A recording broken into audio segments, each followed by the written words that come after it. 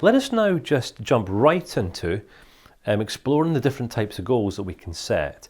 Right, I want to help you to manage your expectations here, because some people view goals as just, we either have goals in life or we don't have goals in life, and that's not true. There's different categories of goals. We have short-term goals, we have medium-term goals, we have long-term goals, and then we fundamentally have a long-term vision. Where many people fall short and fail is they don't take time to define or get clear on their overriding vision. Because in order for us to become effective, I think as I've mentioned, we only become effective, efficient, fruitful in life when our short-term goals are enabling us to meet our medium-term goals, and when our medium-term goals are enabling us to meet our long-term goals, which are in alignment with our vision. All right, so let me help you to break this down just a little bit. And again, I can only give my own example here. So I have this vision. My vision is being an 85-year-old man, right? I hope I live that long. So I'm 85 years old, I'm sitting in my rocking chair with my grandchildren on my knee. I think I've already mentioned this. I've got my kids there, my children are adults, and I'm the kind of father that they actually want to spend time with because I was available. I wasn't completely obsessed with work or making more money and putting them last. So they trust me, they respect me, they admire me. I've got healthy working relationships with them, and also my wife, who I also incidentally work with. So I've got a healthy, strong friendship with my wife. I'm friends with my kids, and my grandkids love to spend time with me. All right, the business has evolved. I've passed it on to someone else to manage. It's ticking away, and it's still making a difference in people's lives all around the world as I sit in my rocking chair with my grandchildren on my knee. That's my vision. That's my vision. So when it comes to goals, a lot of people kind of focus on long-term goals that aren't in alignment with any meaningful life vision. Or sometimes some people focus on kind of short-term goals or medium-term goals, again, without any consideration to, do they align with a meaningful life vision? So when I'm kind of considering, okay, what do I need to do today? What do I need to invest my time and energy into today in order to feel like I'm making progress in some area? I've got to consider my long-term goals. In order for me to have that time and space as an 85-year-old man, I need to be completely autonomous. Right? I need to be in complete control of my life. Now, obviously, there's some things that we can control, some things that we can't. I cannot control my health. I can't control whether I wake up tomorrow morning or not. So I can have health goals, but I can't really determine whether they come to fruition or not. Financial goals, I have financial goals. My long-term goal is complete financial freedom. I'll be honest with you, I'm already there. All right. Financial freedom for me just looks like me simply having more money coming in every month and every year than what I have going out. With a pension plan behind me, no debts, no mortgage. Reason being is because when I get to the stage of my life, I do not want money to be a motivator for me. In fact, I'm now in my 40s, right? My goal was essentially not to have money serving me as a motivator by this point, and I've achieved that goal. All right, so I'm already qualified to kind of talk about this. But that was a long-term goal for me. All right, but again, we also get to determine how it is that we prioritize these goals. So some people prioritize, I want to make more money, I want to make more money. And I'm certainly not here saying I want to make more money. Yes, I wanted to make more money, but there was a purpose for it, all right? And the purpose was to buy the time and space that I wanted to be able to start a family and be a full-time dad. That is one of medium to long-term goals, all right? Another long-term goal is to initiate a community hub where I live in Scotland that my children can be part of, that my neighbours can be part of, because over the last 15 to 20 years, I've seen community just really kind of fall apart at the seams. I see the institution of marriage is no longer respected as in the same way that it used to be. I see young people literally roaming the streets, depressed, anxious, no sense of direction or purpose.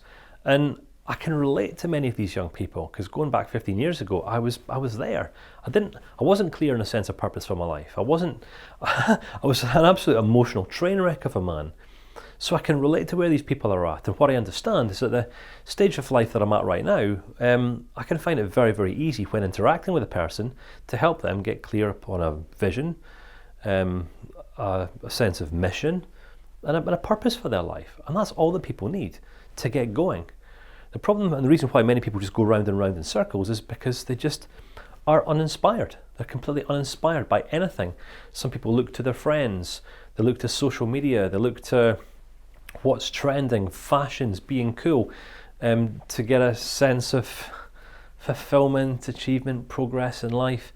But realistically, unless we are able to identify that our actions are getting us closer to where it is that we fundamentally want to be, we ain't never going to experience the fulfillment that can only come through us knowing that we are directly influencing the progress that we're making in life. We are actually enabling ourselves to get closer to where we want to be and get what we want to get. Right? So I'm definitely not here to encourage you to become motivated by materialistic or financial goals. However, what I am saying is that it is wise to set sensible financial goals, not because money is going to make your life any better, because I guarantee that it won't, but money can give you a lot of flexibility and it can enable you to be as generous as you want to be. Right? One of my long-term goals is to be as generous as what I want to be. What I understand is if I don't have any surplus at the end of every month, or if I was in my mid-60s getting pension payments of a couple of grand a month, well, I'm going to be limited in terms of how generous I can be. But when I have this vision, I want to put in place a community hub, which means that I'm going to have to find some creative way, and I'm not there yet. I'm going to have to find some sort of creative way to source probably around about between 7 to 10 million pounds so I can buy a huge commercial property in the middle of the city in which I live and then renovate it and do it out so it becomes a contemporary, cutting edge, modern community centre where community can be done well. Where people like me can come along and host workshops and events on how to set goals. My wife and I host marriage and relationship classes, things like that. We get to invest back into our communities. All right, this is our long-term goal, and I'm going to fund it. That's what I'm going to do. So, am I motivated by getting more money for me? No, not at all. I'm motivated by generating as much money as what I can do, so I can build something meaningful and leave some form of life legacy behind. I incidentally live in a town called Dunfermline in Scotland, which was home to the late, great Andrew Carnegie. Just in case you're not sure who that guy was, he was one of the founders and innovators, the pioneers back in the Industrial Revolution. Andrew Carnegie, he was born in a humble weaver's shop. His father was a weaver back then, kind of like we'd weave fabrics. Andrew Carnegie was bought books by his uncle. His uncle would come to visit him and bring him books. Now, this was before schools came into existence, right? Schools and the education system as we know it only came into existence in response to the Industrial Revolution. So Andrew Carnegie had benefited from books, and what he realised was the more books he read, the smarter and the wiser he became, but also he became a little bit removed from other friends that he had at the time. I know this because I've been to the Andrew Carnegie Museum. I've studied in the history of the man. And what he realised was that his ability to access and read books set him apart from many of his other childhood peers. So he had a vision. He had a sense of mission, if you like, missional objective. And this was to get books into the hands of every single young person in Scotland, because he appreciated how fortunate he was to have an uncle who invested into him through buying him books. So this became a sense of purpose. Now, some people look at Andrew Carnegie and say, wow, the guy, made millions, the industrialist. No, Andrew Carnegie, the philanthropist, he was driven by philanthropy. Right? Driven by philanthropy. Right? Andrew Carnegie initiated the development of libraries in every single town, village, city throughout Scotland, which then went on to become a worldwide trend. Founded here in Dunfermline. So I've seen this firsthand. All right, I've seen this. I've seen what can happen when people become motivated by something a little bit greater than just themselves and lining their own back pockets. And I figured, well, I can follow in Andrew Carnegie's footsteps, where he put in place libraries. I see today community has fallen apart. Community is not strong. I can do something about that. Andrew Carnegie puts in place libraries. I get to put in place contemporary, modern, 21st century community centres. So this becomes my long-term vision, which means that every decision I make today, okay, so what shall I do with my time today? Well, how am I going to get here faster? Well, would it make sense for me to create a goal setting and action planning class? Well, I know that the marketplace is flooded. I know there's loads out there. And I also know there's a lot of people out there who create courses for no greater reason than just to make money.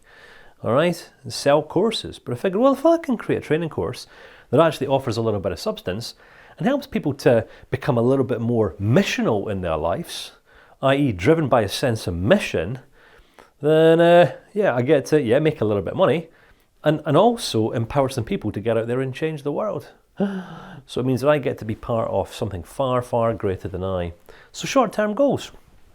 I've got to make sure my budgets are in place. I want to make sure that my house bills are taken care of. I've got to make sure my house is clean and tidy. I've got to make sure that I'm investing into a healthy relationship with my wife. Right? I want to be investing into neighbours and relationships. I can't just be completely preoccupied with business, because if I say that I'm driven by community, right, then what am I doing about it here? So I make friends with the local shop owners. We go to restaurants in the same restaurant all the time, and we make a real conscious effort with the business owners and the people that we see are doing something in our local town, knowing that at some point in the future I might be able to collaborate with them in some way. And that's the extent of the vision. My mission is to build community. My mission is to generate millions and millions of pounds, all right, for the good that I can do with it. Because I understand that someday I'm going to die and I can't take any of it with me. And just in case you're questioning still my kind of motives behind all this, in 2020 when the COVID-19 pandemic started, I got COVID, right? Just about died within 48 hours, just about died. And I realised how short and futile life is. About 15 months before that, I was also diagnosed with breast cancer, all right? Ended up getting the all clear and all the rest of it, but we're talking about two life scares in 2 consecutive years. And those 2 experiences just gave me more than enough just to question my life. What exactly am I living for? What am I here for? What am I doing? Am I here just to have a nice time? Am I here just to kind of set some silly goals and puny goals that might just make me have a nice time today or tomorrow? Or do I want to build something meaningful with my life? Do I want to live my life in such a way that the generations that come after me might actually find some value in my efforts today, even if they don't appreciate it? And the answer is yeah. There's nothing more purposeful, there's nothing more meaningful that I could commit my life to. So on a personal level, my family, that's my community, all right? That's all for me.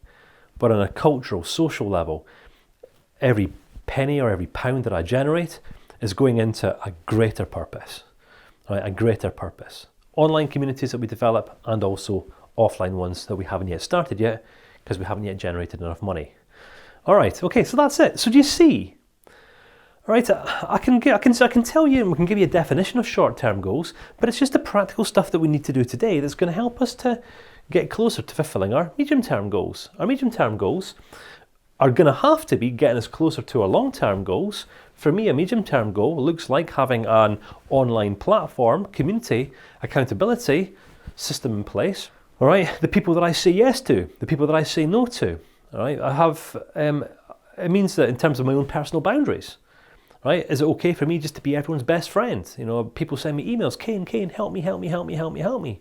Well, I could be that really naive, nice guy, self-improvement help guy, or I'm going to be that really disciplined, focused guy who's actually not going to get drawn to the left or to the right, who's going to stand true to his visional objective, commit to the mission and do so in a purposeful way. It means that sometimes some people come along and say, Kane, can you help me? Can you help me? Can you help me? Kane, can you do this? Kane, can you do that? Kane, can you come on my podcast and speak to all my people? And you know, this will just bring you more popularity. No, it's not in alignment with where I'm going. And that's it. So when people come to me and say, Kane, can you give me your time? I'll say, right, where are you going? What's your purpose? What direction are you going in? And unless it's a direction that's similar to mine, then that's it. So becoming clear on a sense of vision It's what then enables us to put in place over time a set of boundaries that allows us to become significantly more efficient. We are going to compromise our own efficiency in life when we're saying yes to things that aren't getting us to where we need to be, and we're saying no to things that will ultimately get us closer to where we want to be. Make sense?